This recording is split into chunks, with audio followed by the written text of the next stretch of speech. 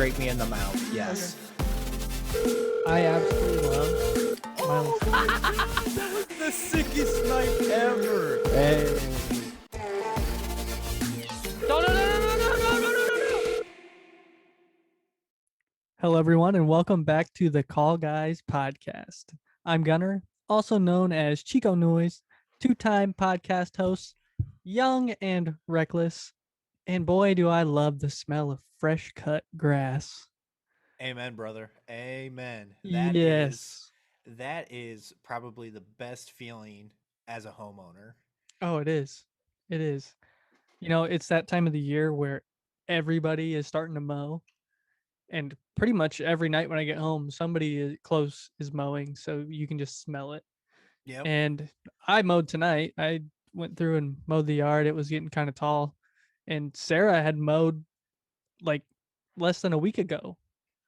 And man, I don't even know how it's grown so fast, other than the crazy amounts of rain we've had, obviously. But Yeah, we yeah, had like it's just one week of straight rain, and the other one was like straight high 80s. yeah, it's just crazy. And there it is. It's just growing right back up, and it was a pain to get through.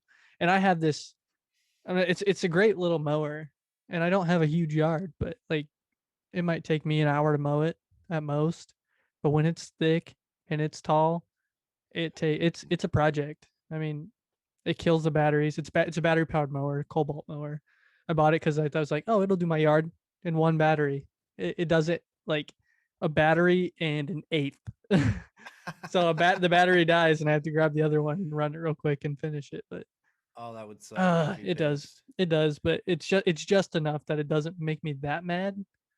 But you know, it's all good. It's all good. I'm picking up what you're putting down.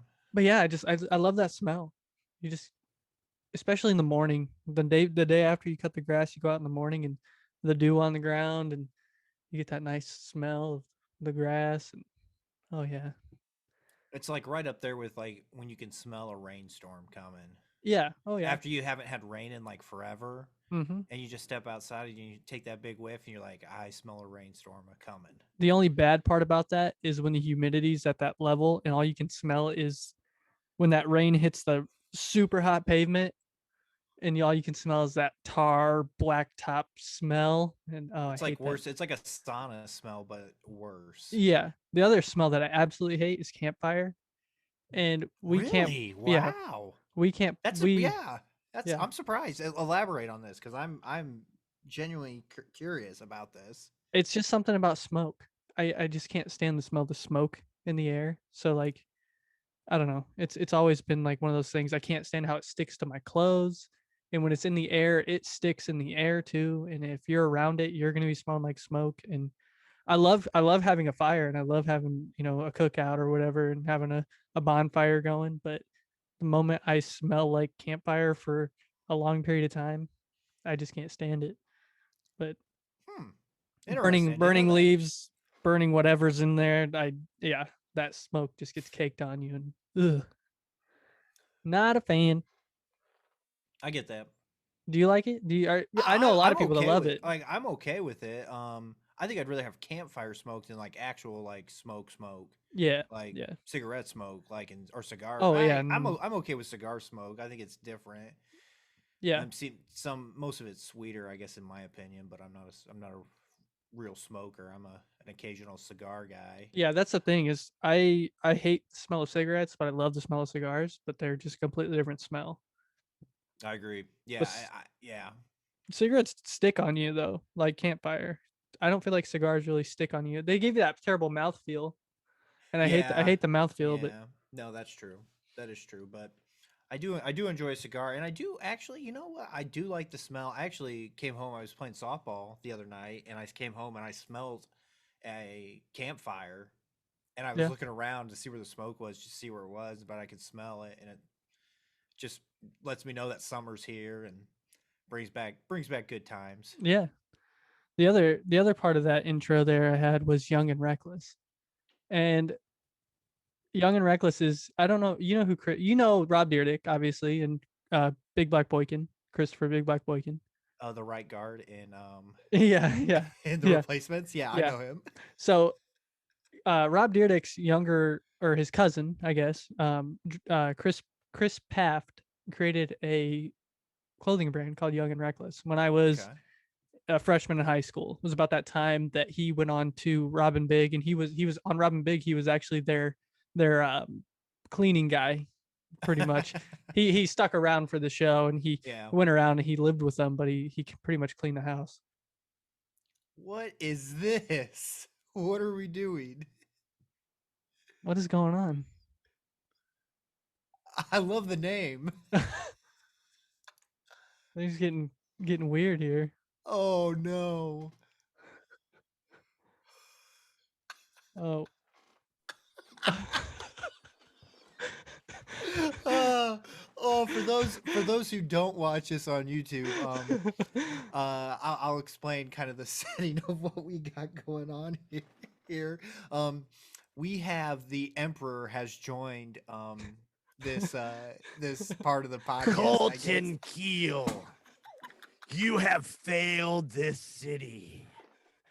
Now you shall come to me. Execute Order 66.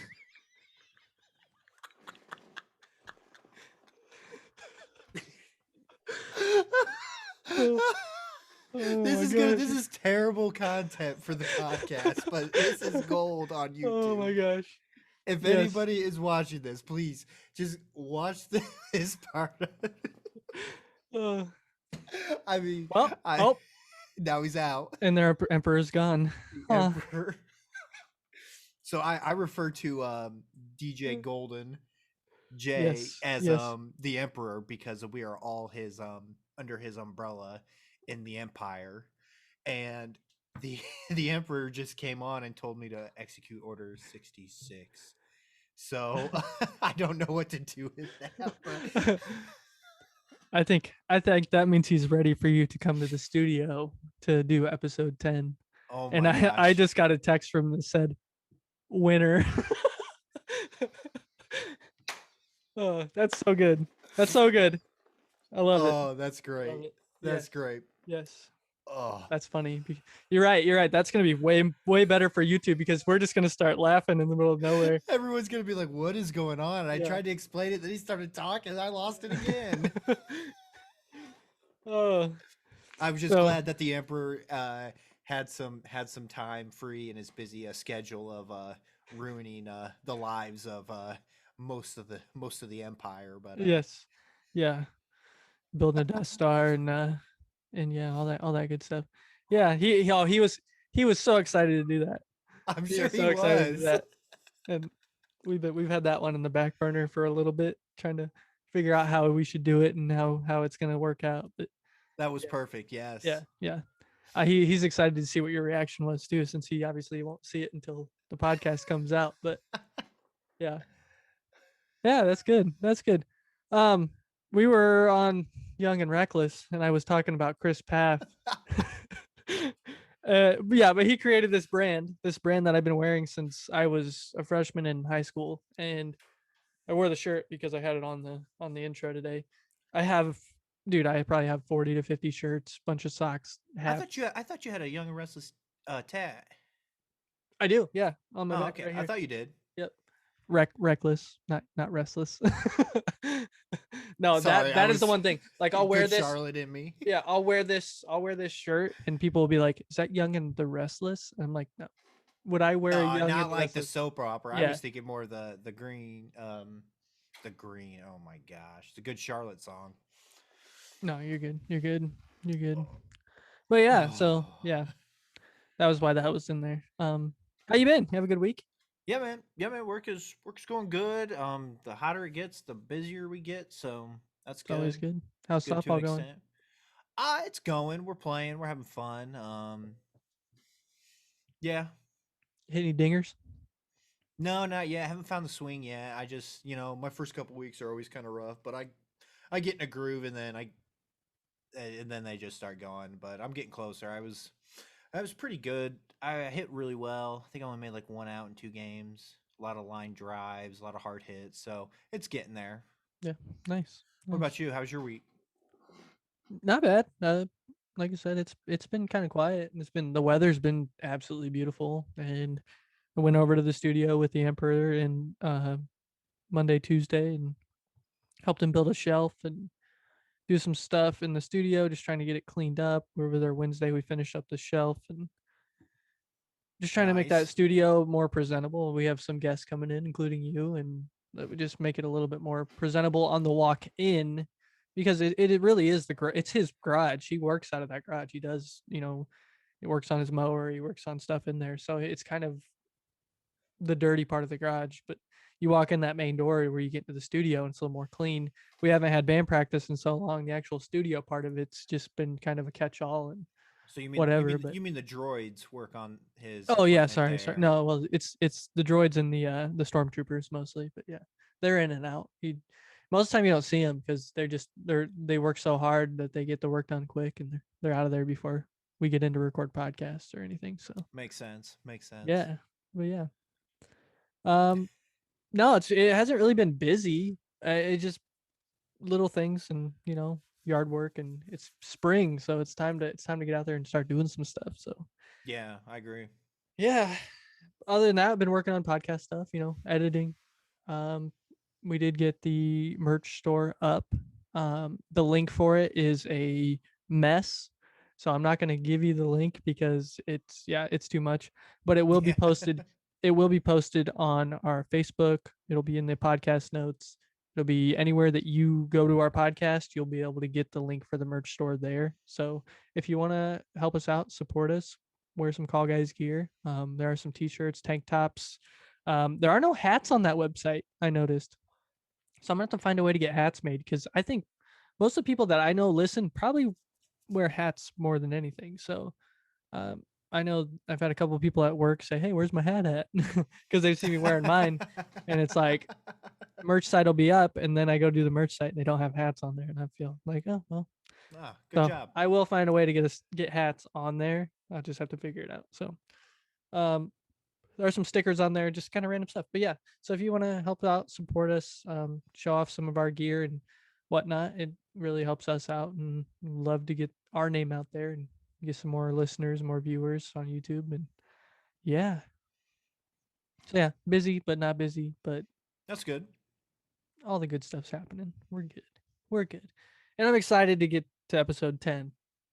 Me I'm too. excited. I'm excited. I've been excited ever since you kind of came up with the idea of, hey, let's do it at the Emperor's, and I Yeah. was like, I've never been in there, but I am. It'll be more than I've ever expected, even though Yeah. I've been told to go in with very low expectations. Yes, I was just about to say that. Go into with low expectations so you're not disappointed. A lot of people, and especially going back and the Emperor posting all these vintage Golden Image radio shows, and the people that come in and the guests are like, "Man, love the studio, love the studio." And the studio used to be a square room, right? And then Okay. he built on the control room and it turned it into an L-shaped room. And then he built on a little like storage room, which then he took out to expand the control room. And then the L-shaped part became the podcast room, and the other part is our practice room. But his buddy Jared Pagan gave him some old like vending machine doors, like the ones that open. Yeah, Yeah. he gave him those, and that's the window but from the control room to the studio, and it looks really good. I think you'll be excited when you see it. Oh yeah. It's a really cool area. But yeah, I'm excited. I am over the moon excited for this experience. I'm excited too. It's gonna be fun. It's gonna be fun, especially with the new desk we built, and that thing is definitely, it makes it have a better flow, and it just works out way better than just the table we had in there before. So from the So minds. at what point in time has he realized that he could have just added on to this garage and done the same amount of work probably? Well, that was the other thing was he's always talked about adding on to the house and putting the studio in above a garage on the house, like a two and a half car garage, and then putting the Oh, studio okay. upstairs, Okay. and then turning the garage back into a place where he can work on cars and all this stuff. But yeah, You got the room. You got the room for it there. oh yeah, 5 acres of land, man. They got plenty of room to do all that stuff. So You can still keep the volleyball court. The grass court. I don't even think there's an ounce of sand on that anymore. Oh man. Yeah. So hey, you had a question of the pod for me, I guess. I Oh hear. yes, I do. I have worked really hard on this. Okay. The question of the pod. Are you ready? I'm psyched. Are you ready? See. Okay. Question of the pod is: this is a spoiler alert. Okay. There is no question of the pod. That's None. right. We are going to talk about the entire series of Moon Knight, Mm-hmm. and we're talking about Doctor Strange, the new movie, Yes. Multiverse Mhm. of Madness. If you have not seen those, my question really is why haven't you? Okay? If you're a fan, you should have seen these already. Agreed. If you have children, you have somewhat of an excuse, and I understand that. But I will say this. The spoiler alert is out now. Yes. Do not listen any farther past this point because we are going Deep. Yes. Yes, we are. okay. So, Gunner, What's up? That was an intense spoiler warning. Into it. I'm surprised there weren't any red lights that turned on. if I had them, I would. Yeah. Hey. If I had them, I would. So, Moon Knight. Moon Knight. Moon Knight. What a series. Oh man. I guess that's My- why they call it Sin City. My first words on my notes. What a series. Oh, Dude, I oh don't- my gosh. don't know That's how we- hysterical. I don't know how we do this stuff. It's crazy. I don't know either. We talk too much. That's what it is. Yes. What a series. Okay. We've talked about this before. When we talked about episode 5, we talked about how Moon Knight was very slow to start. It was lackluster. There wasn't much going on besides the historical background and all the stuff with the Egyptian gods and all that, which was really cool, which is what I think kept me interested throughout the whole thing, seeing all that connection. But 5 and 6, those were good episodes.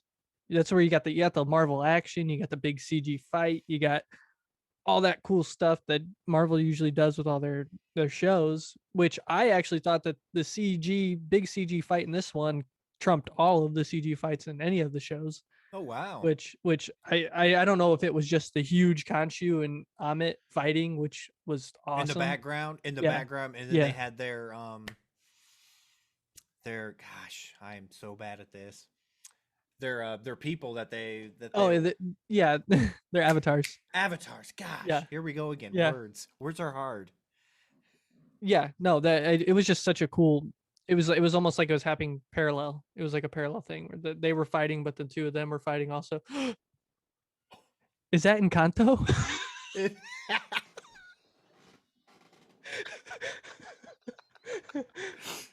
Oh, I got. I do. This is Conchu. God bless you. Oh man, when you said that last episode, I about died. Oh, I know. I did die. Yeah. So my buddy 3D printed this for me and gave it to me at church on Sunday, right before we played. And he's like, "Don't drop this, okay?" And I was like, "What are you talking about?" And then he gives it to me. I was like, "Dude, this is awesome." So I just want to say, Rob Starwin, thank you so much for this. It is on my desk here down here in the Yes. basement, and I will find a good place for it if I can't find one other than for the desk. So I just want to say thank you so much for this, and I hope you enjoy this episode. Dude, Thank you. it's awesome. It's awesome. He did a really good job yeah. with it. Like he printed it out gray, and then he spray painted the texture and the colors and in the textures of it on. Yeah. And he did a really, really good job. Dude, Now, he'll it's probably say sick. that he didn't do that good of a job, but I'm Yeah. gonna say he did an amazing job on You're your biggest critic, so it's all good. It's all good. it. No, you showed it to me on Saturday. Yeah, Saturday. Yeah. And yeah, it looks really good. it's crazy what you can do with a 3D printer. To be honest, it's just wild. It just blows my mind. I But agree. yeah. So yeah, man, there was just some really good stuff in this show overall, and the whole thing with the DID and everything with his mom, and then everything between him and Steven, and then getting the Jake Lockley reveal at the end of episode 6 and seeing that, you know, he got rid of Kanchu at the end. We thought he did. And Yeah. he's like, I'm done. And then you figure out in the post credit scene that no, you didn't. Jake was actually the one that was controlling them pretty much overall. And that leads me to my first question to you is, was Jake in every episode?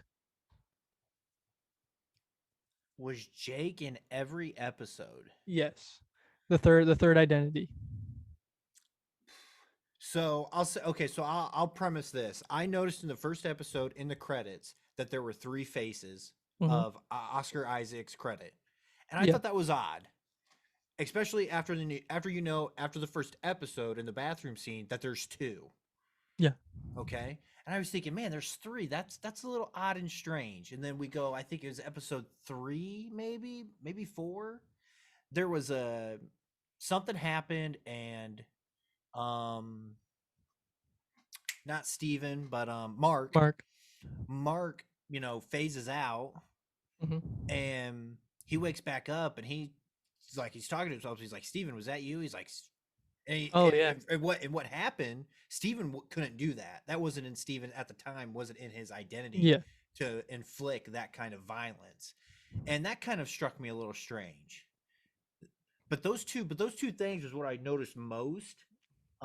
That there was a third personality. But I never thought of it until the end credit scene. I was like, oh my gosh, now it all makes sense, Yeah. obviously. But I don't think he was in every episode. I think that when Jake was created, I think Jake was created by Conchu when he found out that Mark was having doubts of being a true follower of Conchu. Okay. And he was starting, I felt like he was starting to become, he was on his path to not needing Conchu anymore, into confronting Steven. Yeah. See, to me, I think that Jake is a manifestation the same way that Steven was. I think that Mark used Jake unknowingly, like it was just out of his like reach of his actual mind. He didn't know he was doing it.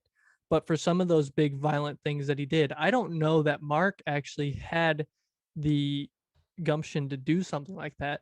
Because when he talks to Layla about how they killed her father, Yeah. he said that he tried to stop him pretty much. That was like his thing. He didn't want to do it.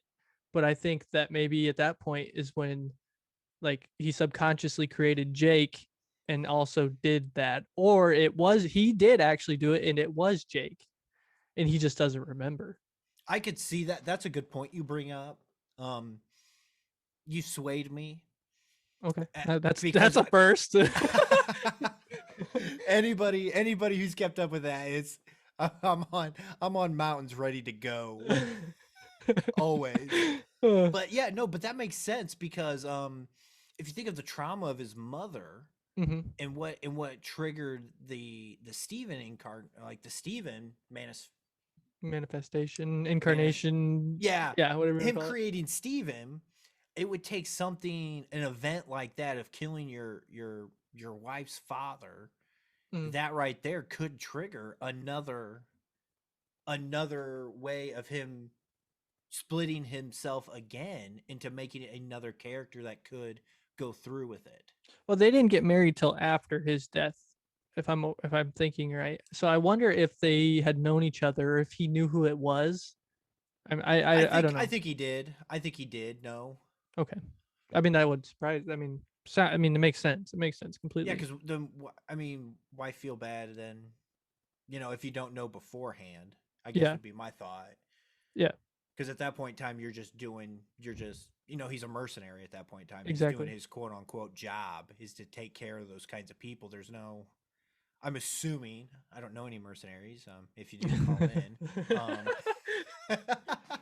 um, I just feel like, you're getting a paycheck for a complete or or a complete or non-complete job. So Yeah, he's got to do what he's got to do, exactly. and maybe Jake was the one that did it. Yeah, and I could definitely see that connection, and I don't want to necessarily say trauma, but him having to live with that, knowing that what he did would be enough for him to trigger another personality. Yeah. So I could see that. That's a good point. I like your take better than mine. And the other thing is with Jake, I think he was in every episode. I think all of those, those moments where he blinks in and out, maybe it wasn't Mark every time. Maybe Mark wasn't really the completely violent one. I mean, obviously he would fight and kill if he had to, but like some of those really brutal scenes where, he's just that one scene where he has a scarab and he literally has killed 4 people in the middle of the street with people looking at him. Maybe that wasn't Mark, maybe that was Jake. And like in the first episode, yeah, and like you said, with the 3 in the glass in the credits, and then that one point where there's the 3, and then there's actually one point, and I've seen it in Ryan Airy's videos where he talks about the subtle voice change in one of the scenes where see, I never thought about that because he's a British actor, and I just assumed a yeah slip. yeah So, but that is a very keen observation to make of that, because I would think you would have another voice for him, don't you? well yeah Well, obviously he Jake does. has like an Italian mobster voice, sort of like that New Yeah. Yorker, and you can hear it because Mark has a regular American accent. I mean, pretty much. Yeah. And then you got the completely opposite 100% British accent, and then you have that New York accent, which can sound American but a little bit different, just certain words and certain ways that they pronounce, obviously. But so I'm wondering if some of those moments where even Steven thought he was talking to Mark, it was Jake, and Jake's conscious of Mark and plays it off as being Mark. So do you I think, think there's a lot of that. So do you think when he is Steven, and he's I call it phasing because I don't know what else to call it, but when he's snapping into Mark, do you think Mark and Jake are fighting over who comes out? Possibly, Or but do you think that Steven is, or Mark technically, or Steven, I don't know. We'll go with Steven because he's the nicest one of the 3. Do you think Steven's subconscious is saying, okay, I have to do this, this, and this, and Mark can't handle this, so Jake has to come out? Or I don't think Jake should be in this situation because he's going to make it go way over than what it should go. Let's yeah. bring in Mark because he can at least be reasoned with. I don't know. I think that Jake is the main controller of it. So I think maybe he is controlling like some of those moments where it is Steven or it is Mark. And maybe that explains why, Steven couldn't come out for so long. Like he would try, but he couldn't make it. And maybe that Jake somehow was able to hold it back. I don't know, but I think there's way too many explanations on why we didn't see Jake until the end of the season. Unless we did see him, he was just acting as he was Steven or Mark at the time, just to further get them to where they needed to be to get Khonshu back, because obviously he follows Khonshu very closely. So I guess also when they were in episode, was it episode 4, when they were doing that, they're going through the hospital and there was an extra sarcophagus that wasn't opened. mm-hmm. And that was another sign of the 3. Yeah. Because at that time, Marcus found Steven. Yeah. And that was another. So I don't know, man. Great questions. They really need to drop season 2 about next week. I think I'd be ready to watch. Yeah, exactly. Again. So that was the other thing I wanted to say, and I haven't done any research on it since I saw this, but I saw a post that said it was a series finale. which to me a series finale would mean that there's not another season. Yeah, it's So done. I'm wondering if that was just a mess up, a typo, what, I don't know, but I'm assuming it was a season finale and we're going to get a season 2, but I'm assuming that won't be till 2023, 2024 sometime, more than likely. But I mean, honestly, the way they ended it, it didn't. I don't know how. I don't know how in the MCU universe how it could tie into anything else. yeah. Um, unless, and obviously there's some movies this year that are coming out. Um, Mhm. and I don't think it's connected to Doctor Strange. Oh no. Um, so I mean, we I got could see Love and Thunder. Thor. I could see Thor. For the I mean, mostly Thor with all the gods and everything. yeah. I could see that too. That would probably make the most sense if you're going to bring it into the MCU movie universe. Yeah. I mean, I think they could potentially be starting their own, in a roundabout way, their own TV show MCU universe. I don't know how, but it's anything is possible at this point in time with the multiverse and all that fun stuff. Yeah, yeah, Earth 616 and Earth Yeah, I which mean, we'll right get to now, here in a little bit. I mean, now that we got now, I mean, what Earth is this on? What Earth does Conchu and Mark and Steven and Jake all live on? Like now that's a question that has to be almost answered Yeah. Yeah. because of what Doctor Strange did. Yeah, and we will get to that here. We'll get to that. We'll get to soon. that eventually. So yeah, I do think there will be another season. I don't know where that series finale thing came from. I just saw it and was like, and it was before episode 5 even came out. So Yeah. I was like, oh no, don't cancel it now. You just put out some decent episodes and then it just got better. So um yeah, I didn't think to me that this was gonna be a show that I was gonna like when we watched those first I 3 agree. Yep. episodes. But once they went to the asylum and then got on the boat and then did everything from there, and then Steven went down in the sand and he was almost dead, and then the scales balance, but Mark's conscience is like, I gotta go back. And then the scales actually do balance when he saves Steven because he realizes that he really does need him. And then the whole fight scene, and yeah. Yeah, I think that I don't know. I hope it's not a plot hole or anything about that. But I mean, we always thought that the scales were unbalanced because of Mark and Steven, which Yeah, was the two hearts. And technically there's three. true. Why did it balance then? I mean, I hope it's not a plot hole or anything that can just be like, written off by a. I just hope that's what kind of led me to believe in my theory that Jake was a he was thought of later by Conchu, not Okay, necessarily by Mark. I got you. Then So that does make sense then. I don't know. I don't know if we'll ever know, but Yeah, I think it's just one of those things that people are just going to talk about and try to figure out. So I mean, you nailed it. I think the first three it slowed. I didn't like the pace. It seemed kind of wash rinse repeat yeah, to an extent outside of the Egyptian historical facts and stuff like that. And it picked up big time in the final three, yeah, and really to me saved the series because at that point in time I was ready to put it like below Hawkeye. yeah. Oh yeah. And but now it's definitely not. I don't personally. I mean, we'd have to pull up the I did. TV I show did list. update it. I did update it, so it's Oh, you fully updated updated. yours? I no, I update. No, no, I updated the whole thing to have everything on it, so it's fully updated up Ah, to Doctor Strange. So nice. everything's there now. I mean, honestly, personally, it's not better than Loki and WandaVision, but I could easily put it third. Um, it ended that well, and Yeah, I felt like some of the stuff that happened towards the end, because I mean they really went down. I don't think we've ever been down this path of split personalities, so to speak, in the MCU outside of the Hulk and Banner. that's true. Yeah, I never thought about that. Um, so I really like that angle that they took, and then the complete other 180 spin at the end with Yeah, Jake, and I was thoroughly impressed that they were still able to throw another monkey wrench into a monkey wrenchless room.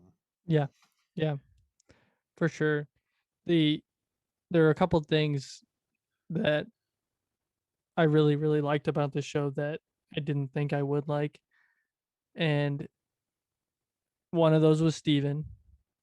Yeah. And through the whole first part of the show, it's like, oh my gosh, he's just a whiner. He just Yeah. Yeah. And then he becomes the one that really figures most things out. He becomes the Indiana Jones of, finding what they need to find and doing the puzzles and all this stuff. And he learns how to fight by the end, and he's helping fight off Arthur. And yeah, he just becomes such a better character. And I think most of that came after we learned what he was to Mark, which we've talked about before, of him being the coping mechanism for his mom after his little brother died, Mark's little brother. And so yeah, Steven was one of those that I just was like, oh my gosh. And then I was like, okay, yeah, he's a good character. The other thing is I really liked the costume. When I first saw it, I was like, it's just, I mean, yeah, it was what it is. But the way that it like manifests on him is like a mummy. And then when he flies, how his cape is a moon, a crescent moon. His cape. Yeah. That was really cool. And I know that it comes straight from the comics. I've seen pictures of it just like that. So yeah, overall though, I think Moon Knight, I don't know if I'd put maybe 4 or 5. I'd have to look at the list again, like you said, and see. I mean, I obviously WandaVision and Loki are up there. I'd probably put it before What If, but after Doctor Strange, it kind of made What If a little bit better because it's just like, oh, that was so cool. But yeah. Speaking No, of- I did like the costume. It felt like it fit in very well. yeah, And Mark's wife, I cannot think of her name. Layla. That was pretty cool how she was brought into Oh, as yeah. a superhero. Forgot I really about liked that. That was really cool. So I just hope they keep adding Yeah. new. I want fresh. I don't want, I don't want Thor in 10 years. I don't Yeah. want the Guardians in 10 years. Yeah, I agree. No, I want others. So I love that one line where she comes out and she's standing behind the van and she's got her wings out and the lady behind her goes, "Are you an Egyptian superhero?" And she goes, yeah. Like already getting asked if she's a superhero. yeah. But So yeah, I think they've got a lot of places, a lot of good places to go. oh yeah. And it's good. It's good. It's a good series. Yeah, like I said, didn't think it was going to be at first, but it turned out to be really good. I'll say this: I thought Arthur was going to be to me, my expectations after the first 3 with him were great. I loved him. Mm-hmm. After the last 3, I just kind of thought it was like, to me, he went down a little bit. Like his performance went down a little bit. Like he just wasn't that. It just seemed like he was more like trying to survive and not like conquest for conquest. He was just like, oh, just keep thinking on me. Hey, keep me in here. Keep me in here. Hey, I'm the guy who got you out. Like, hey, hey. And I just thought, didn't sit well with me, but yeah, you lose that whole thing. You lose that whole thing with the whole scales thing where he's killing people because of that. You lose a lot of the villainous stuff because he becomes the therapist. Yeah. He becomes the therapist at the asylum. So you see him more in that role than you even see him as being a villain, other than him walking through Egypt to get to the tomb. And that's it. Like that's all you see from him. You don't get to see him fighting or doing anything crazy. Did they ever bring up the fact on why he broke glass and put it in his sandals in the very first 30 seconds of the series? Did that ever come back up? I think that's been one of the ritual. things. I think what ritual? I don't know. Put it in the comments. Somebody put it in the comments. Yeah, if you know the Egyptian idea. ritual, if you know the Egyptian ritual for why they put glass in their shoes and walk on it, Nobody Let in us their know. right mind puts glass in Well, their shoes you and then know, just goes for a nice mosaic walk on let hard me rock. let me go through something here. Let me break it. Let me break this down. I want to Oh, break this down. move the stars.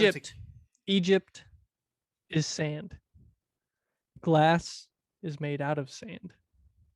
It's smelted sand, right? I mean, glass is made from crystallized sand.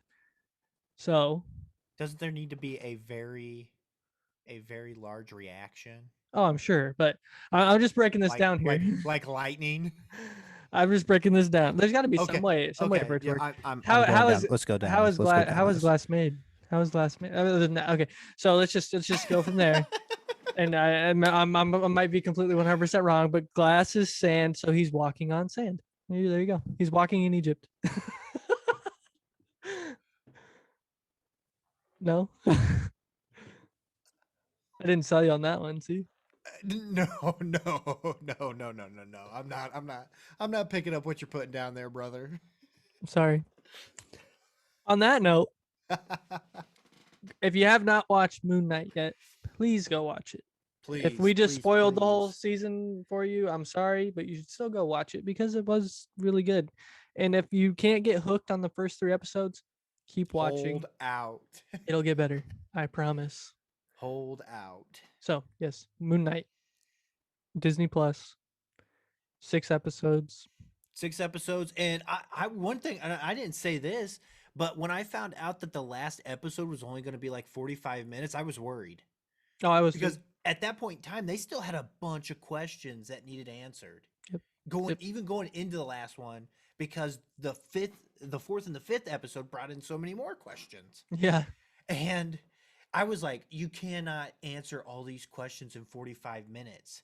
And they're like, hey, watch this. I'm going to answer some and then completely throw you for yet another loop. And then you'll have more questions. We'll see in season 2. Exactly. And I think, yeah, I think that was the beauty of the chaos that they did in the last episode. Yeah. Speaking of chaos. Chaos magic? Yep, that's where I was going. Yeah, so Colt and I have been very busy. We have watched Moon Knight. We have watched whatever else we watch on our daily basis. We've been watching TV shows to try to get caught up and be ready for this episode 10 to talk about TV shows with the Emperor. We've been scheduling episodes, trying to figure out what's going where and what time, what we're going to do when. But one thing that we did manage to make time for was to go see Doctor Strange. And I actually went and saw it twice, but who's counting? Must be nice. No, I had to take the Emperor to go see it. I had to take him to go see it. We see Marvel movies together as much as we can. Although Colton has now become my Marvel guy, so everybody always asks me, hey Colton, are you going to see the new Marvel movie? Yeah. You going with Gunner? I said, yeah. You yep, want to come? exactly. So yeah, we see most of these movies together now, and my dad he went and saw Spider-Man with us. I was gonna say he came and saw Spider-Man with us. Yeah, so my dad has tagged along, but before Colton, I saw most everything with my dad. So you can say BC. You can say BC. Yeah, BC. No, yeah, that's an Emperor saying right there.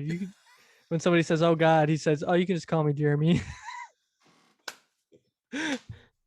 That's awesome.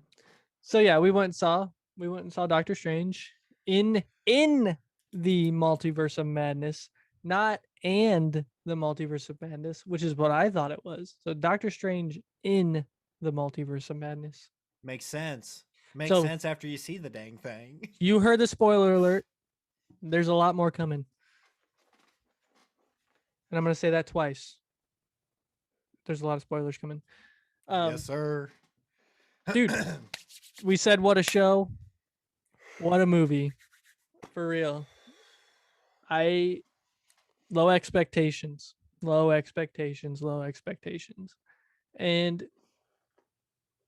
I didn't have any hype for this movie.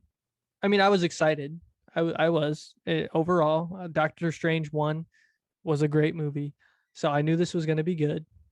But I didn't go in thinking it was going to be the best movie I've ever seen. Not like it was Spider-Man. I didn't want to do that. I failed multiple times. Lesson learned. So I went in, low expectations. This movie did not disappoint all the way through. It didn't really disappoint a whole lot. But I mean, there were some points where it's like, okay, whatever. But it just doesn't. It's you go. It was a really good movie. It wasn't the greatest movie I've ever seen, but it was a really good movie. Correct. I agree. Yeah. What you got? You're taking some breaths, getting ready to.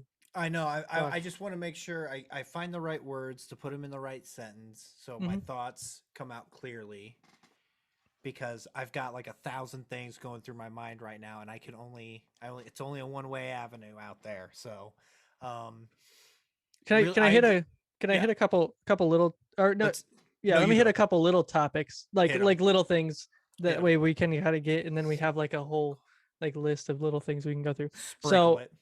This was sort of a horror film. I mean, there weren't a ton of moments where it was a horror film, but there was some gore. There was some jump scares. There were a lot of dark. I mean, it was a very dark movie overall. I would say demons were in it. They're demons. Yes, very much so.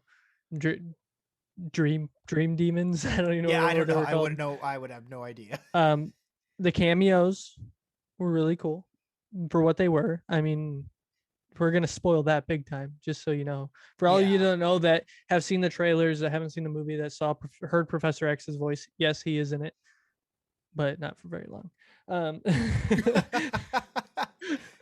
He was on a pay. His salary was per minute, not per hour.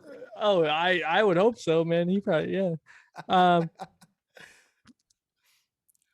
yeah. I mean, I guess those are pretty much the second time I saw it. I didn't really come up with more notes than what I had the first time. So pretty much what I picked up from the first time viewing, I agreed with myself the second time viewing. So that's good. Yeah. That's good that there wasn't really any conflict that you had. I'm a believer on the first go around. Yeah. Because I'm a pessimist, and I feel like if I'm watching it the second time, the only thing I'm looking for are the flaws and the bad stuff.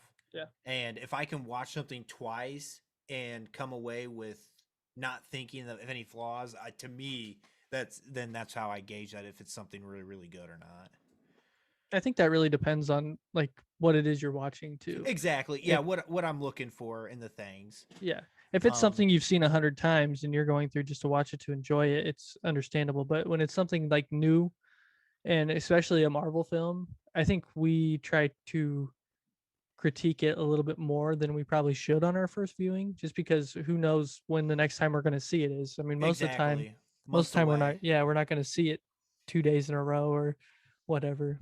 And so it's easier to go in and critique it fully the first time you watch it, because you know you might not see it until it comes out on Disney Plus or on DVD or whatever. So yeah, so let's just what were kind of your thoughts on the movie as a whole? I really enjoyed it. Sam Raimi directed it. Obviously the original Spider-Man to me is always his signature. Yeah. And one of the things that I didn't think about until in the credit scene, I looked over and I said, "Oh my gosh, it makes sense." Is the composer? Yeah, Danny Elfman, and because he did all the other ones, and I was like, to me, I really like that scene when he's fighting. At the end, he's fighting Evil Strange. We'll call him Evil Strange. Sinister Strange. Sinister Strange. Okay, yep. And they're fighting with music notes. Like, oh man, that's cool. It just that whole scene. It doesn't seem like it's. I don't know if it's been done. I'm sure it's been done, but that was cool. Really, really cool to see. Yeah. And to incorporate that into how mystical their fighting can go, that they can fight with musical notes. Yeah, pull it from the page and throw a note. Yeah. I think that was probably one of the most unique fight scenes I've seen in a long time. It almost was kind of Matrixy with how slow-mo and everything was like flying. And there one point where Sinister Strange is like dodging them as they're flying across the space. It was a cool scene. Yeah, it was a really cool scene. I agree. It was probably, next to, I don't want to say next to, that might be a little too far stretched, but it's definitely, I would say, a top 3 like fight scene in Marvel in the MCU. Yeah. So I really like that. That Raimi brought in Elfman. Yeah. And so that was cool. The questions about it offhand, I don't know where I was going to go with this, so we're going to scratch that. What was one of the first points you said to sprinkle on at the very beginning when we talked? You brought up some little points you brought up, and I thought one, and I should have wrote it down. About the horror stuff? Yeah, the horror stuff. Yeah, that's the first thing. I would go a step back and say that it wasn't a horror movie, but in the terms of the MCU, this is a horror movie. Yeah. And because I was just told that this is the scariest movie that Marvel's come out with. And it kind of technically is because of Wanda pretty much and what she does throughout the whole thing. But if you go in like with a traditional horror movie like feel, you're not going to find that. You won't find that. But for the MCU, who's mostly unicorns and rainbows and the good guy always comes out on top, like you know, you don't have that feel throughout this whole movie.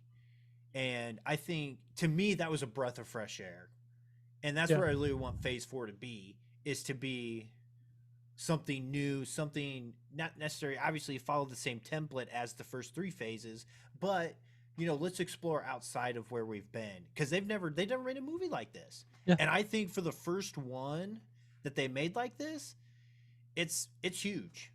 And they did a good job. They knocked it out of the park. 100%. I don't know that it had as much of the horror aspects as like an actual horror movie would. But the little things, the scene where she's using the reflections to come through, and she comes out of that gong, and it looks like Pennywise. Looks like Pennywise from It, like just like twists and turns and is like, and then like unfolds herself, cracks her neck back, heals her scars. That brought back memories from like It and watching it as a kid. Like that was, I mean, it was creepy for one, but yeah.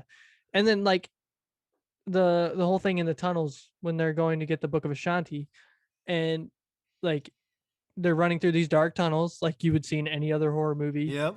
And she is somehow keeping on their tail while she's limping with like a broken leg and ankle on the same foot and on the same leg, and she's keeping up, and you're like, what the heck is going on? And you got 3 perfectly healthy people running through these tunnels, and she's keeping up, which Wanda can probably do the similar things that Strange could do, really, where she could just, she doesn't have a sling, but she could probably somehow teleport, I'm sure of it, or fly. She can fly. I was just thinking, why don't you just float?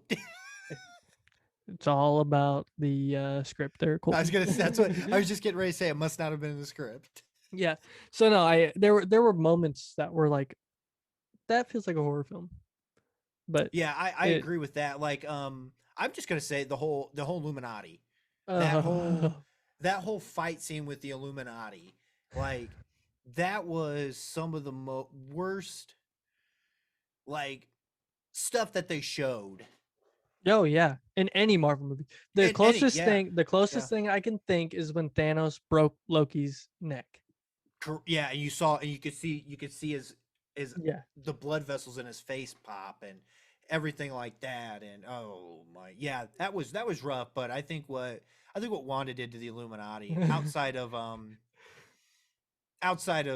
the second person that she took care of, I think the other one, the other 4 got smoked. Let me break this down. So in this film, they arrest Strange for entering another universe, which is, I don't remember the Earth number, 891, or I can't remember. So our MCU Earth is 616. They travel to a different Earth where there is an Illuminati, which I'm assuming there's probably an Illuminati on most Earths, but this Illuminati captures them and takes them back to the I don't even know what you call it. Their building, whatever their building's called, and they put them in because they could be contaminating the universe with a disease that doesn't exist on this earth or this universe.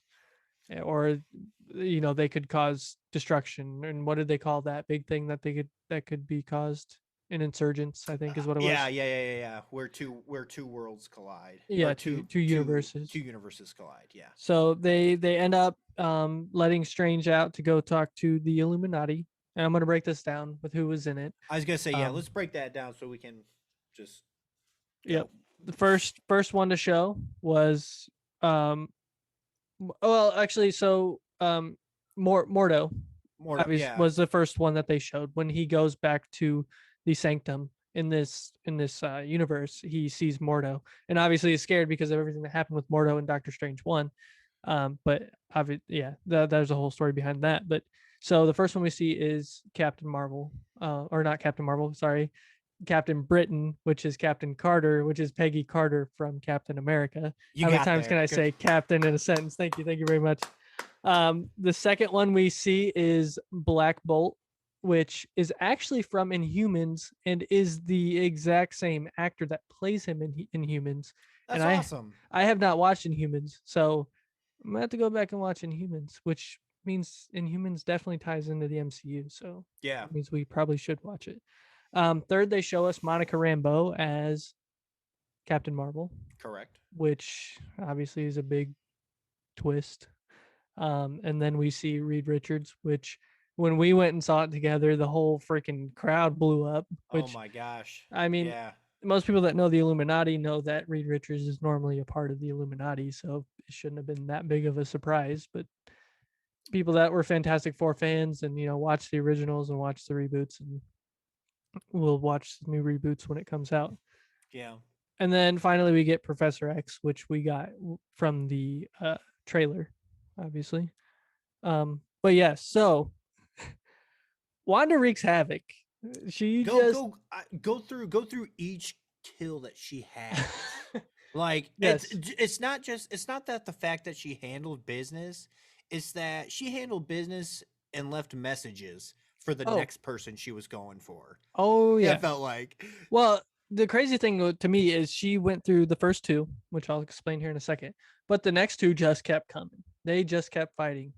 The only one that doesn't have a fate of death is Mordo, and it's because he's trapped down in a little indent thing between where the Illuminati sits.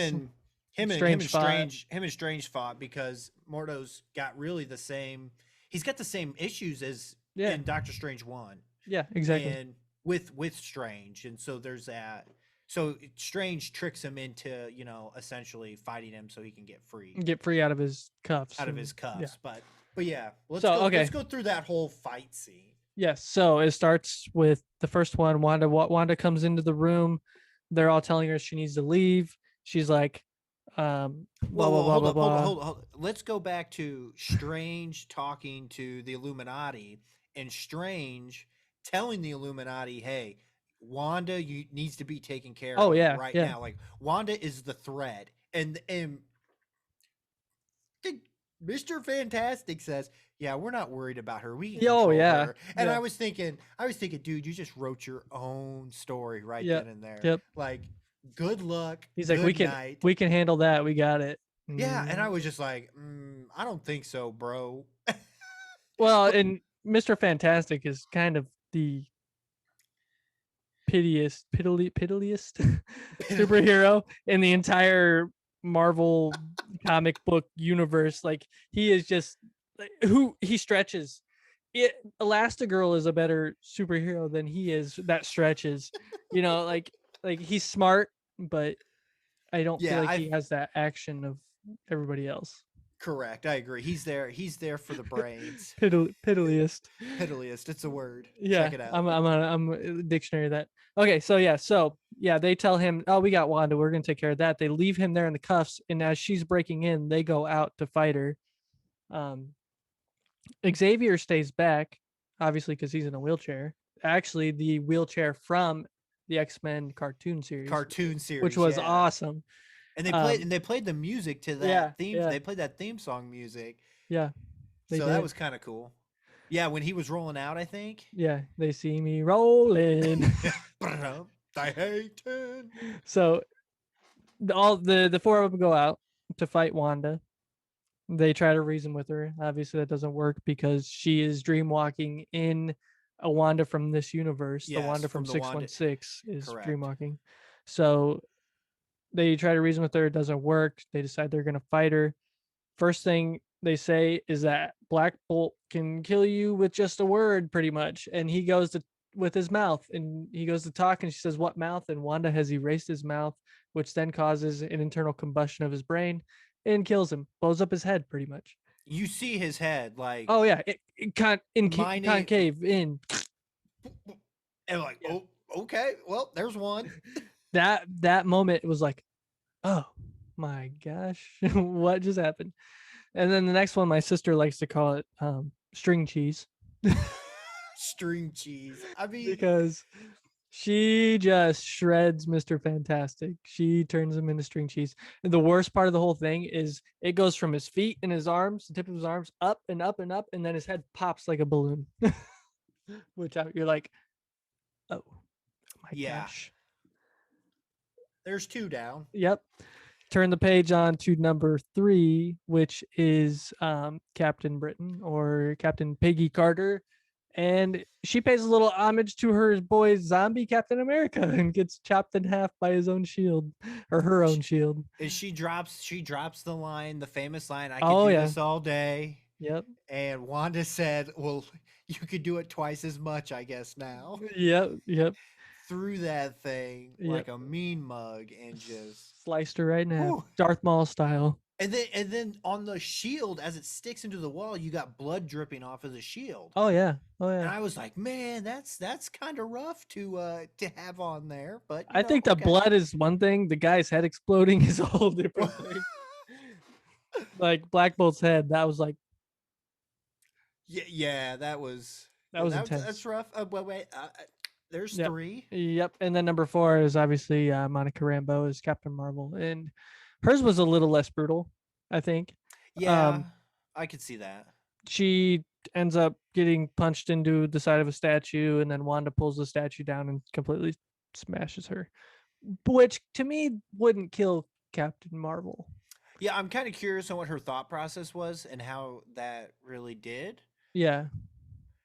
But did she try to take her power at one point? I can't remember. I don't think she did. I don't think so. I mean, you saw it twice. I don't think she did. I don't think she did either, because I can't think of, dropping a, Well, and the other thing is that Captain Marvel's pretty much bulletproof. Yeah, she's indestructible. If she would have just thrown up her guard, she'd have been just fine. Which Wanda probably would have found a way to kill her anyway, so it wouldn't have mattered. Let's just, there's 4. And then number 5 was kind of the saddest of them all. And I think we all know that. And I think that was planned from the get. I think there was no. I think she played Professor X like a fiddle. Yeah. Yep. And 100%. And I think that was the tough part about that her killing Professor X was you thought there was hope. Yeah. And she just comes up. So Wanda was, if you watch WandaVision, there's a TV and there was this rubble, and the TV was playing WandaVision, and Wanda is stuck under this rubble, and Xavier goes over there just trying to, "Here, take my hand, let me help you get out." And she's like, well, she's trying to get out, distracting him. Yeah, pretty much just keeping his eyes here. And from behind is this red smoke just coming up. And as soon as the red smoke hits him, Wanda jumps out and just straight up neck twist. Yep. And that was the end. Yep. The Illuminati.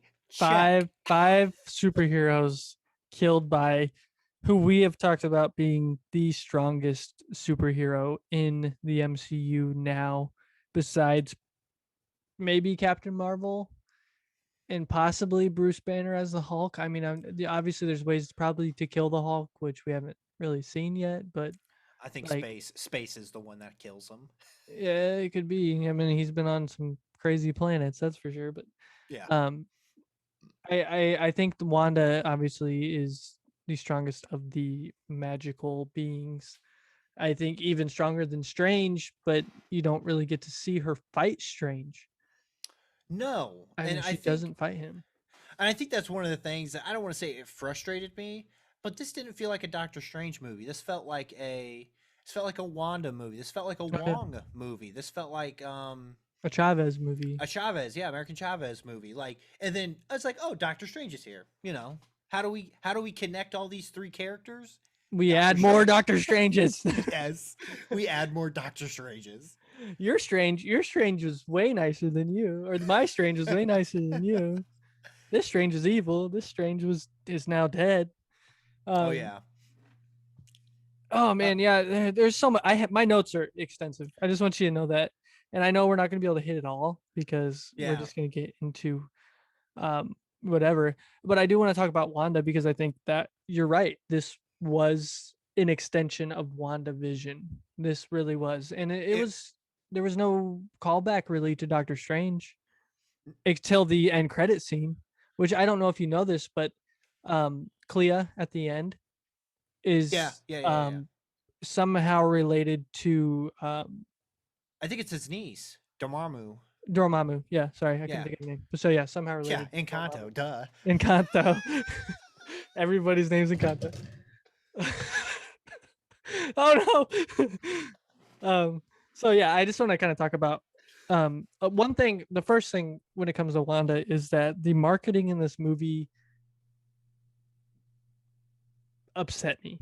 I don't even know what to say about it because you have all of the stuff showing Sinister Strange and showing all these different Doctor Stranges, and you see Wanda, but she doesn't look like she's going to be evil. And you do see that in the show too. You see all these moments where she's breaking down and all this stuff, but it made it seem like Strange was going to be fighting himself. And then, 20 minutes into the movie, Wanda pretty much already had broken her plan. Yeah. Told Strange what she was doing. And you're like, well, Wanda's a bad guy. Yeah, Wanda was the bad guy. And I think you nailed it by saying this is an extension of WandaVision. Yeah. And because it ends with her in the dark Darkhold. The Darkhold room, sanctuary. And she's reading, she's in that cabin at the end of with WandaVision. She's in the cabin, she's reading the book of Encanto. Ashanti. Is it Ashanti? What is that? Ashanti. Ashanti's the singer. The Darkhold. The Darkhold. Yeah, the Darkhold. And she's reading that book and she hears her children. Mm-hmm. And bam, okay, set up. Okay, now we know when Wanda pops up again, if she's not doing that, it's going to end with her somewhere getting back to that cabin. Yeah. Well, the first scene, she wakes up. She's in this big apple orchard farm, walking around. Strange pops up. And she drops the nice little nugget of, well, what are you going to do with Chavez? And Strange is like, well, how do you know about her? And then as soon as that, she just pulls this sly grin on her face and everything around it. It's almost like the it reminded me a lot of the stone, the reds. Oh my gosh. The Reality Stone. The Reality Stone. Yeah, that's what it reminded me of. Yeah. Was that scene. And Strange at that point in time has realized, I come to the one person for help. And America says that even you got to the one person that was trying to kill me to get to help you. Yes. And at that point in time, it's okay. This is Strange versus Wanda. Yeah. So I was okay with it. I thought, honestly, I think she does a great job of playing the villain. Oh yeah, 100%. Because I think the thing about her quote unquote villainous is a lot of people feel like it's quote unquote justifiable. Yeah. Who wouldn't do anything to get their kids back? Well, I mean, honestly, she never had kids. I mean, that's just she took those kids from another reality. They were and they were imaginary. Exactly. To her. Yeah, and she's never had them, and I think that's the part that kind of they in some trailers she drops the line of, you use the time stone and millions get killed and it's okay, but when I use it, like when I use my powers for that, everyone gets mad, and how is that fair? I'm gonna get you back on the lunchbox. That was a great line. Didn't you chart in the 60s? Did you chart this? There were some good one-liners. The other thing, the humor in this movie, there were some good moments and there were some bad moments. So if you're looking for something funny, you might have a couple little chuckles, but other than that, yeah, don't expect like the first Doctor Strange chuckles, and definitely don't expect Ragnarok type of humor. Yeah. No. So kind of get into Wanda's arc a little bit, and we met her at the beginning of Age of Ultron, obviously when Ultron had them brainwashed pretty much into doing his deed for them, helping them out. Well, they were an end credit scene, weren't they? Yeah, they were end credit scene for. Oh, I should have known. For some reason, Civil War comes to mind. I think it was. No, was that after? I don't remember. No, it was before Civil War, because that's when. Yeah, I don't remember what movie they were. I don't know either, but yeah. Anyway, they were an end credit scene. Yep, and then in Ultron, yes, they pop up. And then so in Ultron, she is a villain and kind of gets to redeem herself at the end. Correct. And then you have Infinity War and Endgame, where she is an Avenger and she is helping defeat Thanos, which she is, on the good side. She is on that lunchbox, as they said in the movie. And then, she goes through a bunch of tragedy, which causes her to start everything that happened in Westview. And then correct, she starts to go back down on the downslope. She kind of gets to redeem herself slightly and then goes to the Darkhold. So the Darkhold, which then corrupts whoever uses it. So obviously, she's going to be bad after that. But when was it going to happen was the other question. And I didn't even, when you're watching the trailers, you're just so excited to see something Marvel coming out. And it's like, you don't think about Wanda being the bad guy. Exactly. Especially with how WandaVision ended. Yeah. If you weren't paying a whole lot of attention, it looked like she was just floating there reading a book. If you didn't know that was Darkhold, you might not quite catch that onto that, But yeah. So yeah, she has had a flowing arc of just everything. And if you do an acronym for Multiverse of Madness, it's just MOM. I have that written there. I was like, why did I write MOM? Oh, Multiverse of Madness. But Wanda was also a mom. Ooh, was she? Ooh. So yeah, the other character in this that I really wanted to talk about was America. And America. I'm trying to figure out what she is, where she comes from. Like, what was she? She was just hey, here's a character to throw in here that can travel the multiverse. She is the character you need to be able to make this movie happen. That was it. I feel like it was the positive way of going around and traveling the multiverse, unless you were dreamwalking? Dreamwalking, yeah. Yeah, that was the bad way to go across the multiverse. Yeah. But if you're America, you just, nice little good punch and you get a star that pops up and here we go. You get stung by a bee. Yeah. I thought she has a really cool power, and it makes sense that this is a movie that she would be in. But there really wasn't much of a warning for this character. We didn't hear anything about it. We've talked about this with Star Wars. We'd like to see the characters pop up in these little shows to then come into the movies. Or, I mean, same thing kind of even with Marvel at this point with, Kingpin and all this popping into shows and all these other characters coming from movies down to shows. And you see all this stuff happening and it's like, this is a completely new character introduced in a movie that we have no clue who she is. And you get Clea at the end, which is kind of the same thing. Unless you really know these characters, you don't know them. Like, you don't have a clue who these people are popping up. Then you have to do all this research and look into it. And kind of luckily, like a lot of the characters we do see are pretty popular. These two, Clea and Chavez, not so much. Like they're just kind of out of nowhere. So my question to you would be is when would have America Chavez came in before this movie?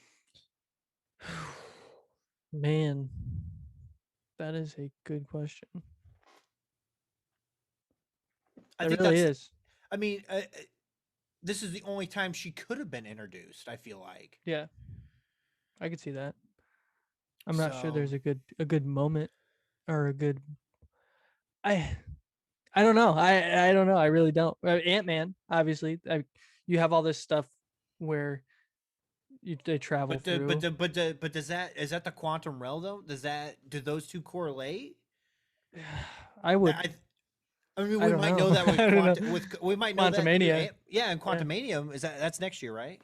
Yeah. Yep. Yeah, I mean, we might get that answer then, but I mean, right now it's, you know, what good is what is she gonna do? Make a new universe and push someone through? Yeah. Possibly. Who knows? I don't Now know. she can control it now, so we're gonna see a lot of crazy stuff happening. And whether she's probably gonna be a big Young Avengers character. It's got to be. They've set up the Young Avengers Yeah. Oh, yeah. easily. Tommy and Timmy and Tommy. Timmy and Tommy, we'll call them that. Yeah, I don't Wanda's know. kids. Yep, and then Spider-Man, obviously, and then Ms. Marvel, and you have now America Chavez and You could throw in Hawkeye's or Kate Bishop. Kate Bishop. Yeah, so you have all these characters that are going to be able to build this team. I think they're going to be able to do a really big Young Avengers-esque movie because I think they could add also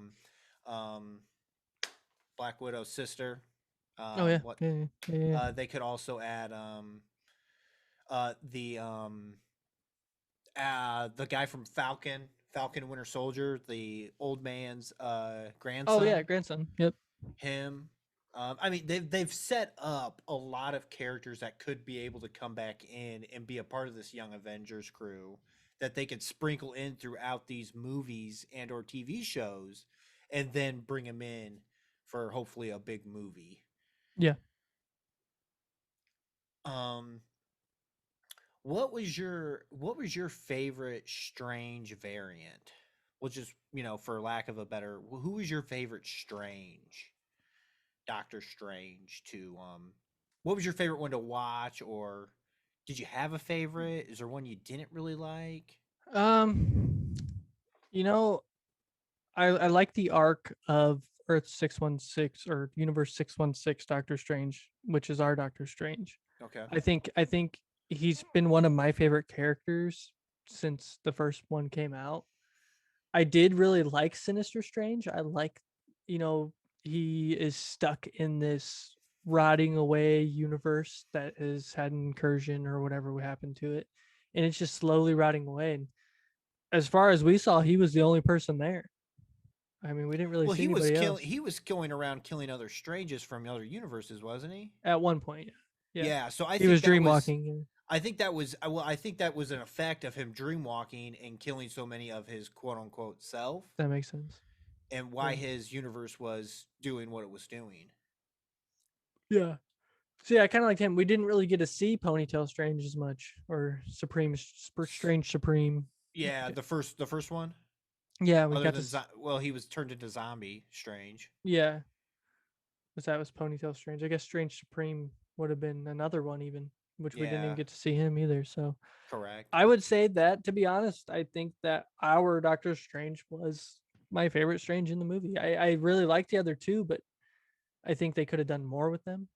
I mean, they both died rather quickly, and you had Ponytail Strange was in for the first 10 minutes of the movie, and then Sinister Strange was in the movie for 10 minutes also. 10 minutes, yeah, they're at the end. I think the only reason I say that is because we saw our Strange to the whole thing. I mean, yeah. I like the fact that we finally get to know why he likes to consider himself Fix-It Felix. Yeah. Jr. Oh yeah. And it's because of his sister who died. And it's a wonderful lifestyle. yeah. So yeah, and I think and now it makes sense on why he has to be the one to fix everything. He's got it can't be done by anybody else because nobody else can do it, is what he believes. Yeah.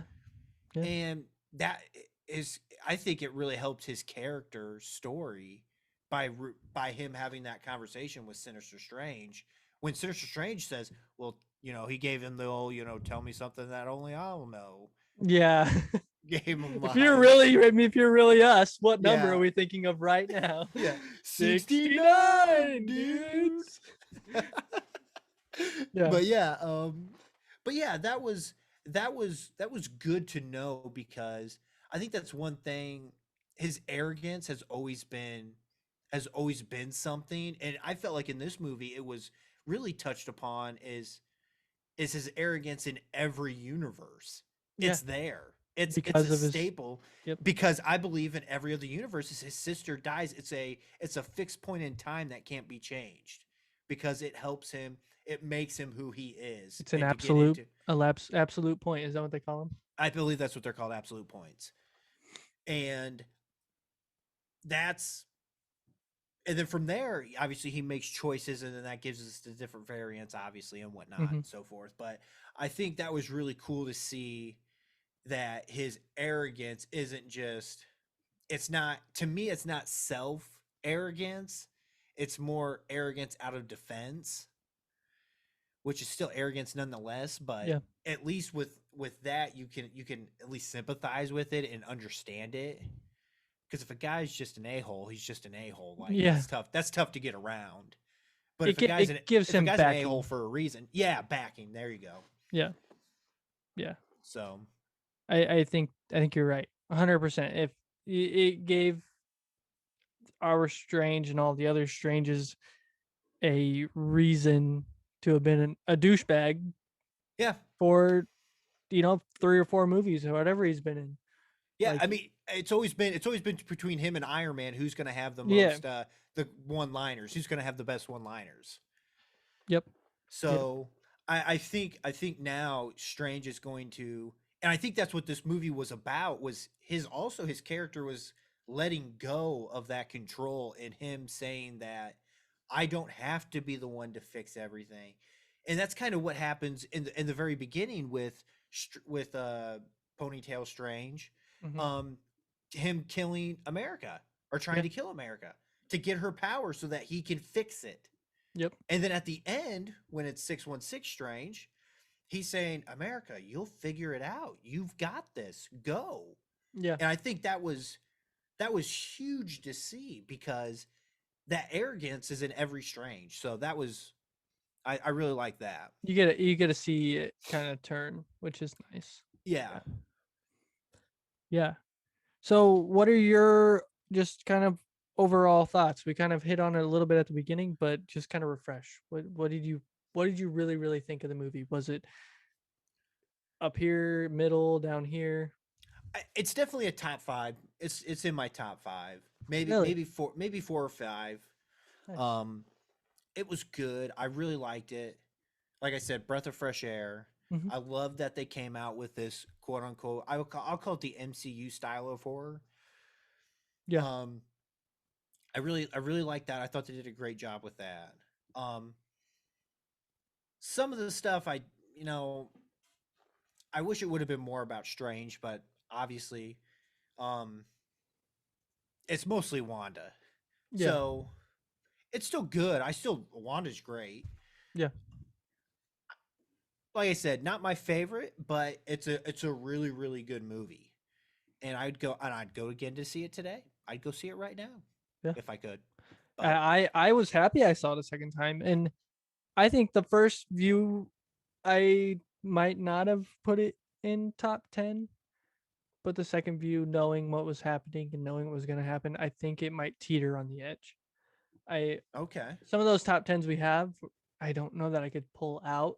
And I've actually had a couple of conversations just about Civil War and how Civil War is really not a great movie.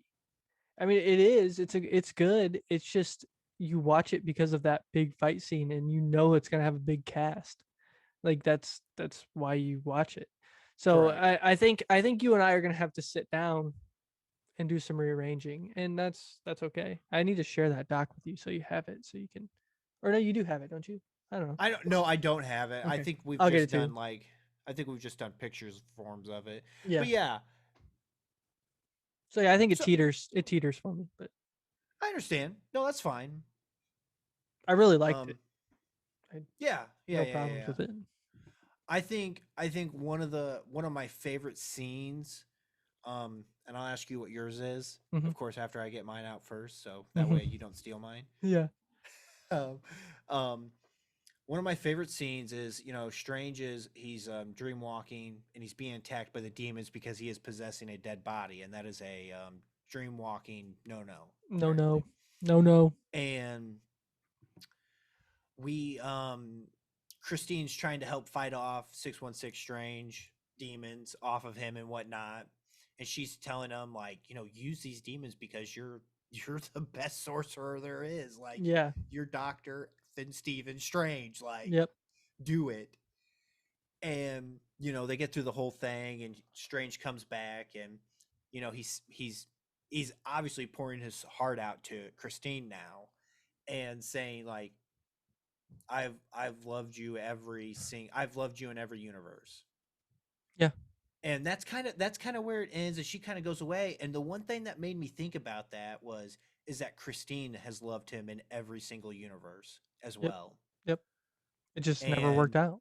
And that's the one thing, I think that's the one thing that's kind of heartbreaking. It kind of reminds me of La La Land.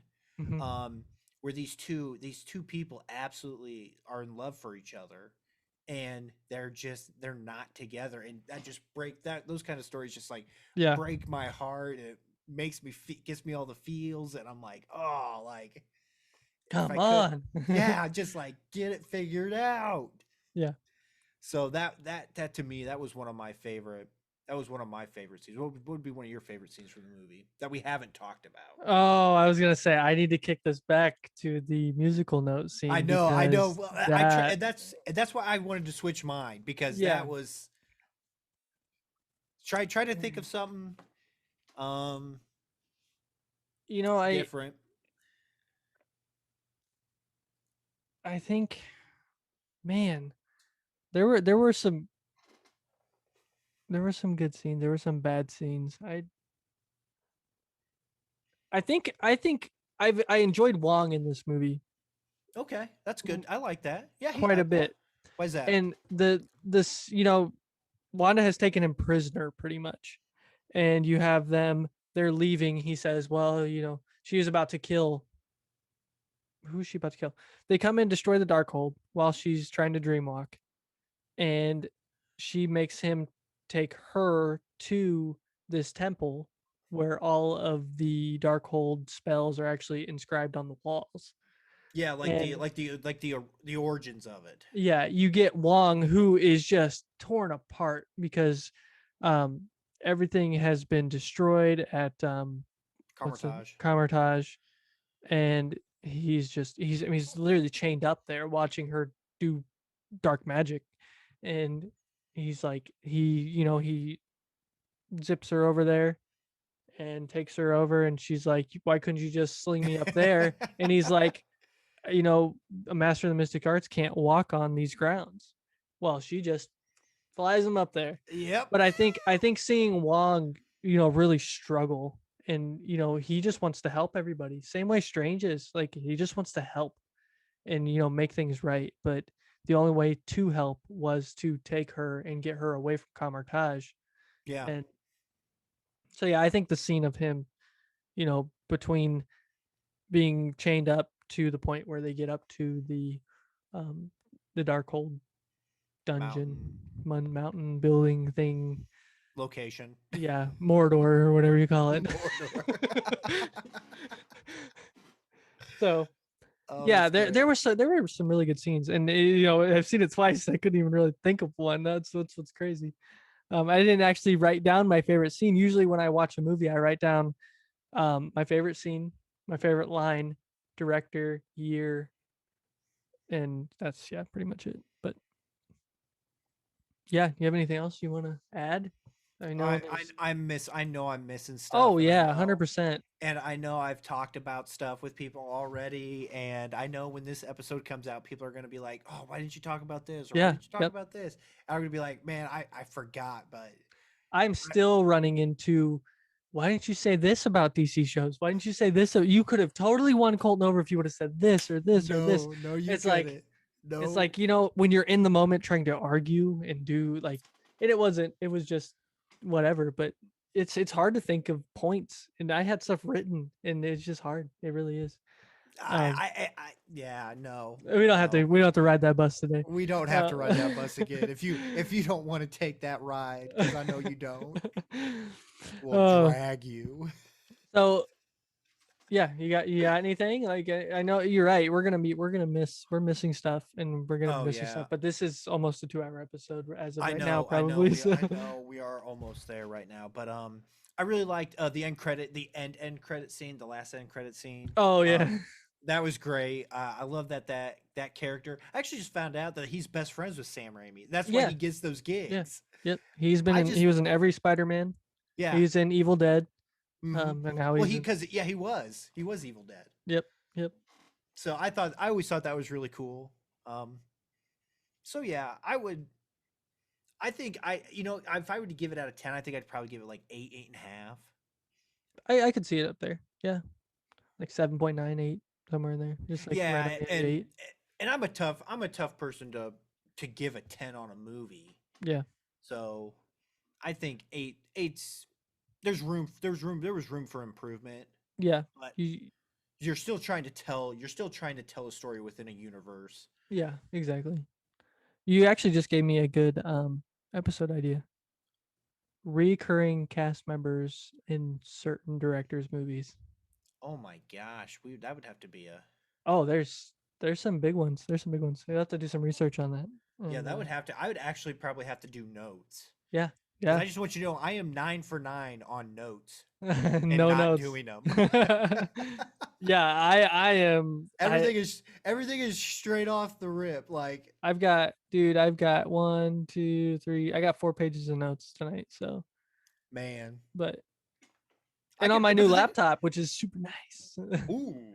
Well, you'll see it on Sunday, because guess what, everybody? What is Sunday? We're gonna do some plugs, and we're gonna talk about what's going on with the Call Guys podcast over the next couple of weeks, and we're gonna talk about some of the other stuff on the Golden Mojo Entertainment umbrella. So Empire.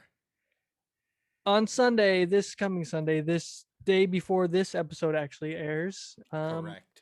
Colton and I are on our way to the Golden Mojo Entertainment Complex to record episode number 10 with the Emperor, who somehow made an appearance in this episode. I don't know. But, leave it to the Emperor to find his way. Oh yeah, he must have used the Force. So yes, we'll be there. We'll be there this Sunday doing the episode and just talking about TV shows. So here, next episode 10, you'll be able to listen to that conversation, and I have a feeling it's gonna be a long episode. I heard there's a good chance that it's gonna be longer than this one. It might push 2 hours. Yes, check us out wherever you get your podcasts, whether that be Spotify, Apple Podcasts, Amazon Music, Google Podcasts, Podbean. Man, there are so many different places you can get podcasts or get the Call Guys podcast. Also, if you have any recommendations for future episodes for the Call Guys, please send us an email. That is thecallguyspodcast@gmail.com. You can send us ideas for the question of the podcast. You can send us ideas for episodes. Ask us questions. Tell us your top 5 sports films. Tell us your top 10 Marvel films. We would love to even read them off on the episode and just talk about them. Yes, please. That's the callguyspodcast@gmail.com. Quick side note here. My coworkers finally found out that I do a podcast, and the only one I thought that could relate with them would be top 5 sports movies. And boy, oh boy, did we have a nice 30-minute conversations about sports movies. So that's awesome. I'm happy. Great. Yeah, my mom told me. So Colton, Colton works at Tolucan, who's sporting a shirt today for Tolucan Supply. That's where he works. they deliver to my mother's work. And when they were over there, my mom asked his driver if he had listened to Colton's podcast, which sparked a whole conversation for Colton, which is awesome. Which is awesome. I mean, it's good. That is awesome. Nugget, and if you listen to this, if you made it this far, you are a trooper and you're awesome. Yeah. Yes. Thank you. So yes, please send us an email if you have any recommendations. That would be great. We'd love to hear from you. We'd love to read whatever you want to tell us on the podcast, and give you a shout out. So send us an email, thecallguyspodcast@gmail.com. Also, under the Golden Image umbrella, you can check out the Golden Image Podcast. That's facebook.com/Golden Image Podcast. That's where Golden J, the Skywalker, and myself talk about all things Indiana. Colton's got his signs. The Hoosier State is our home, and we want to talk about anything and everything that you can do in our state of Indiana. And we do everything from breweries to restaurants and events and really anything in Indiana.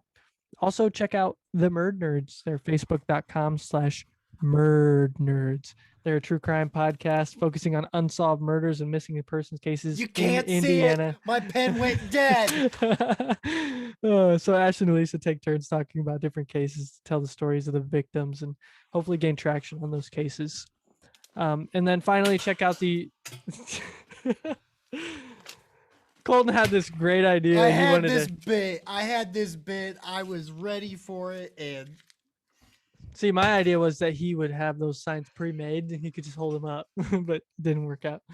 Also check out the United States of Paranormal Podcast. That's facebook.com/United States of Paranormal Podcast. They are a 2-man crew kind of thing where it's 2 different crews of more than 2 people.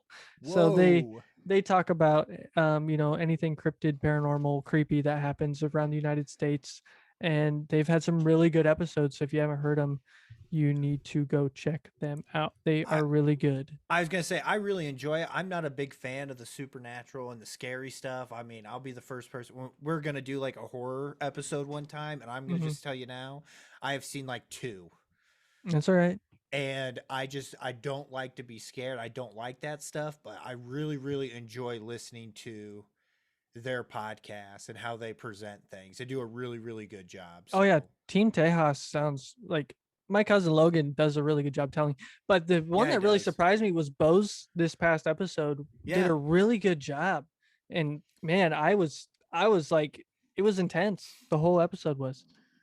So yeah, I agree. Check out the United States of Paranormal Podcast, facebook.com/United States of Paranormal. You got Team Tejas and Team Boogers who do different stories every other week. They take a turn and do a story. And I will actually be on next week's episode. So go listen. I made a appearance on accident. So it was kind of cool. I was there and I got to sit in and listen to Alicia talk about the Alaskan Triangle. So yeah, check that episode out. It was kind of fun to sit down with him. So, and then be ready for our next episode, episode 10. Colton's on his way to visit the Promised Land, the Emperor's Ship, the Golden Mojo Entertainment Complex, home of Golden Image Podcast, the Murdnerds, and Team Boogers from the United States of Paranormal. We're going to sit down with the Emperor and talk about something that I'm sure has influenced us our entire lives. TV shows, baby. So listeners, be ready for that.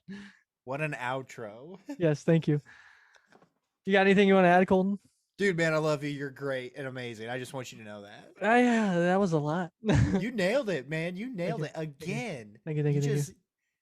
I mean, you're just like Babe Ruth. Just get up to the plate, you point out there to left center, and you say, hey, ball, that's where you're going. And you know what you do? You surpass that thing every single time. Oh yeah, thank you. I'm happy. I'm happy we're doing this. I'm happy we've made it this far, and I'm so excited that we're hitting episode 10. And I really hope we just keep going. I do.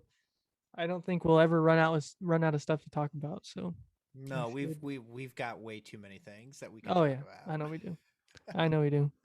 So listeners, until next time, we'll see you later. See ya.